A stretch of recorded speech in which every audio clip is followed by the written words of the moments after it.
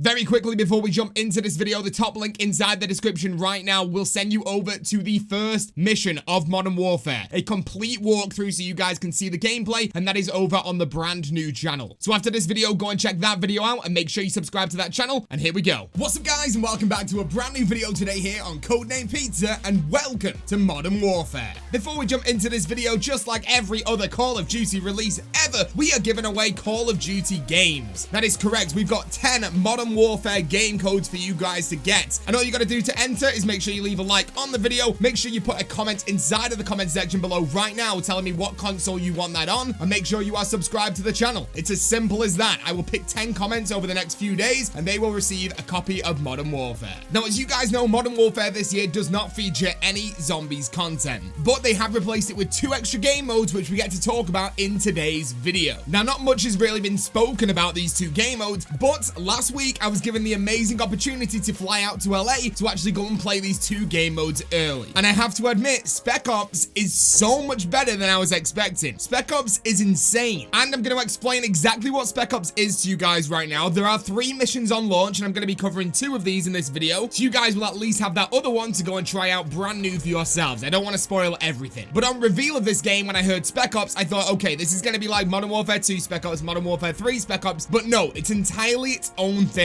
The closest I can explain what Spec Ops is inside of this game is basically Extinction, but without the aliens. And honestly, if they keep bringing content for Spec Ops inside of this game, I'm going to be so happy. So the 2 missions on Spec Ops that I'm going to be explaining to you guys today is going to be the Paladin mission and also the Headhunter mission. Paladin is by far my favorite mission out of the 2. Headhunter is a lot more difficult, but Paladin is going to be a great time for you and your friends. So the one thing to note about Spec Ops is right now on launch, it is a 4-player only game mode. So you're either going to have 3 other friends or go inside of a public match. The other great thing about this is that you actually get to use the creator class menu, meaning that you get to pick your own loadout before you go into the game, including your own camouflages that you have already locked inside of the game as well as all the other attachments you've got on that weapon. So technically, the more you play Modern Warfare in campaign, multiplayer, and co-op, affects all of the game modes, including Spec Ops. And inside of Spec Ops, you also get to pick your specialist. Now, there's so many great specialists where you can do extra damage with your bullets, where you can revive players quicker, and along with each specialist, you also get a bonus as well, such as receiving extra ammo crates during the game, or being able to have a UAV inside of the map. There's a lot of really cool things you can get inside of this game mode. Now, once you actually get into a game of Spec Ops, you'll notice that there's blue crates around the map. And these blue crates are Killstreaks. So have a look around, make sure you get there before your friends do, or they might steal them, and make sure you stack up on really good stuff. You will need ammo in these missions, so make sure you get some ammo crates, and you can get sentry guns, you can get cluster strikes, you can pretty much get any other kill streak inside of the game inside of these crates. So make sure you look around all the houses while you're playing Spec Ops to check and see what kill streaks you can unlock. So like I said, my favorite mission that I got to play was Paladin, and Paladin has so much inside of it. So first things first, you spawn inside of a safe house with all of your friends. Then you'll get advised that you have to go and disrupt the communications of the enemy team. So you follow the signal, go all the way over to this rooftop where you're going to get bombarded by enemies while you're trying to copy files using a router. Now, these enemies range from a normal enemy with a weapon all the way up to a juggernaut. That is right, while you're on this rooftop, you're going to get at least 4 or 5 juggernauts coming at you. So make sure at least one player on your team has a rocket launcher, because we found out that really does help. And of course, LMGs help a lot as well. Now, after the files have been copied on the rooftop, you're gonna have to do this one more time over inside of the airport terminal. And once again, you guessed it, you're gonna get bombarded by juggernauts and also enemies as well. Now, this is where it starts getting insane. After those files have copied across, you and your team are now gonna have to go and get inside of vehicles. Now, I'm not sure how many vehicles are actually available, but we managed to use ATVs and we managed to use a pickup truck as well. And now you have to drive all the way down the airport runway until you reach a plane. The only problem is you are being chased by enemies also inside of trucks that are firing rocket launchers at you and other weapons. So you have to take out the enemy team as well. Now, once you make your way over to that plane, you get inside of it, the back door will lock, and you will be thrown into a Mile High Club style mission just like Call of Duty 4. Now, this impressed me so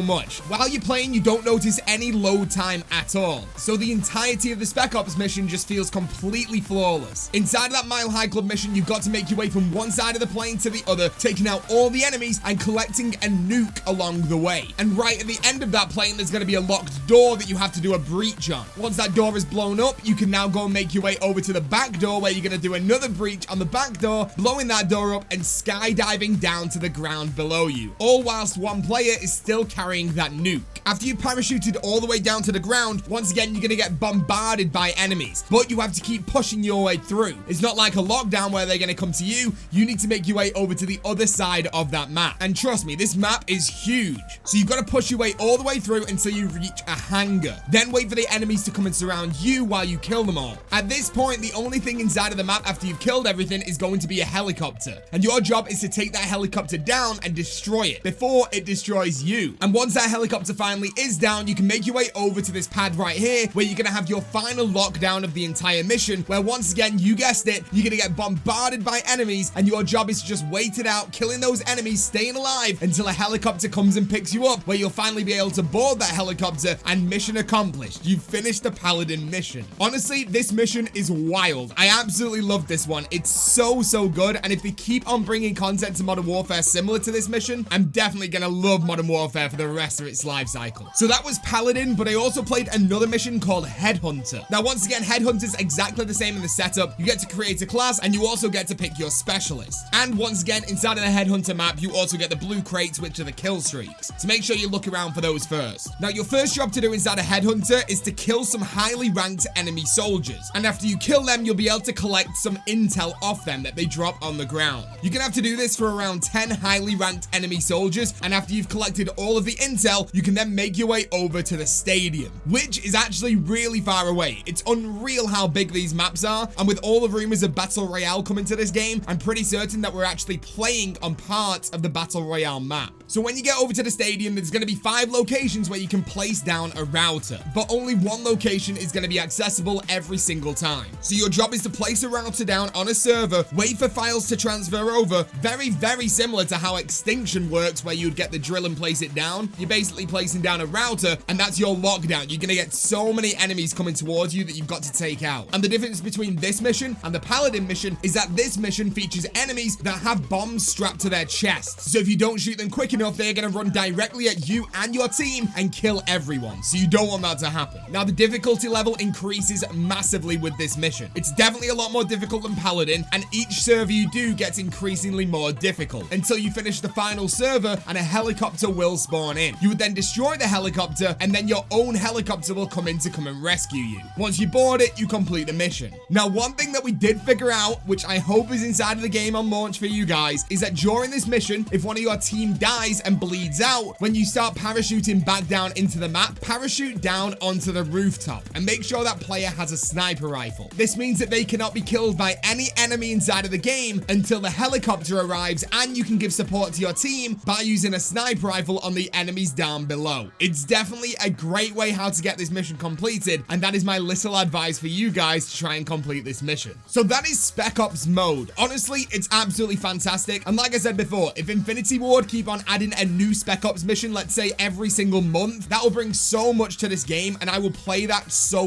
much. I can definitely see a live stream every single month where we get a brand new one of these Spec Ops missions and we get a team together and play through the entire thing. And I'm hoping, even though the Headhunter mission was really difficult, that Infinity Ward will actually raise the difficulty levels and make these a lot longer as well. The first mission that I showed you guys, Paladin, when we had a really good run through of that, it took around 35 to 40 minutes, and the Headhunter mission, when we had a really good run of that, was around 50 minutes to an hour. So hopefully we'll get something that's around an hour and a half to 2 hours with multiple steps and multiple things inside of this game. As for Easter eggs inside of these Spec Ops maps, I did ask the question at Infinity Ward. They didn't give me a straight answer, but I'm assuming there's some kind of hidden Easter eggs inside of these maps, whether that be a secret weapon that you can get, a secret kill streak you can get, or just a throwback to Extinction or IW Zombies. I'm sure there's going to be something. But there you go. There are 2 of the Spec Ops missions explained to you guys. So now let's go and talk about survival. Yes, that is right. The PlayStation 4 exclusive game mode. You can only play this on PS4, not available on Xbox, not available on PC, and I can totally understand why this would annoy some people. When people got mad at this, Infinity Ward replied saying this is only 1% of the game, and to be 100% truthful with you guys, they are telling the truth. It's just a little bonus for PlayStation users. Survival is literally what it says on the tin. You're just inside of a really small map, getting surrounded by enemies, where at the end of each round, you get to choose something from a weapons crate, a grenade crate, or a score streak crate. And you buy stuff from those crates by using your money that you get from killing enemies. Also, this game mode is extremely difficult. I played for a couple of hours and only managed to get to round 7. There's definitely going to be some crazy strategies to get higher rounds with this, and I definitely think it's going to be easier with a team, but playing this solo, it's incredibly difficult. So if you guys were really upset that you don't have a PlayStation, don't worry. Spec Ops is a game mode for you, and you have access to that. You don't have access to survival unless you're on the PlayStation, but like Infinity Ward said, it is only 1% of the game, and you're not missing out on too much.